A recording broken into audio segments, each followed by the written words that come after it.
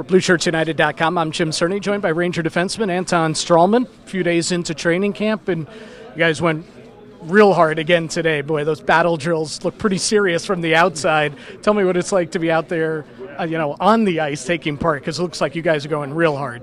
Yeah, it's tough, but it's a lot of fun too to be back there and doing all those drills. It's tiring for sure, but it's good for us and it's fun to be back. Tell me a little bit about your physical conditioning. Last year, at the beginning of the year, was such a start and stop thing. You go to camp with one team, then you don't sign a contract, you go home, then you kind of get a restart and come to a new team. And this year you knew where you were going to be, and even though certainly you had the work stoppage, you were able to continue to work here with the boys. Talk a little bit about that and where you think you're at heading into Saturday.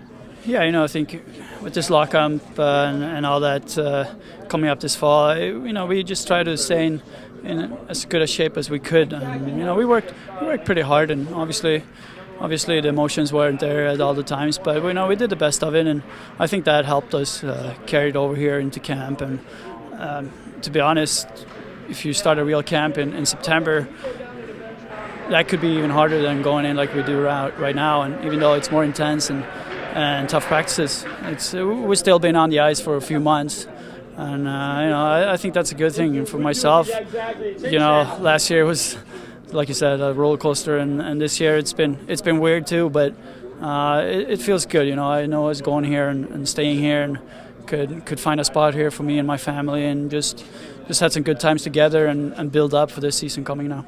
Yeah, how much did you individually appreciate that during the work stoppage, that you weren't back home necessarily on your own, away from the team. You were here with the core group and guys working together all the time, and at least you had that camaraderie and were able to work together, push each other, and just be together. Yeah, I know. That's out of all the 30 teams in the league, I think we had a great setup here, and Dolan and everything were really nice to us to let us be here and do our thing and help us out. I think that's the way to go. I don't know all the policies and all that, but just to be able to be here with most of the teammates at least and work together, it was fun. It was great. Now, as a competitor, how much are you chomping at the bit to get this weekend going? Oh yeah, it's exciting. And a little nervous too. I think nobody knows where anybody stands, and obviously no exhibition games to work at it.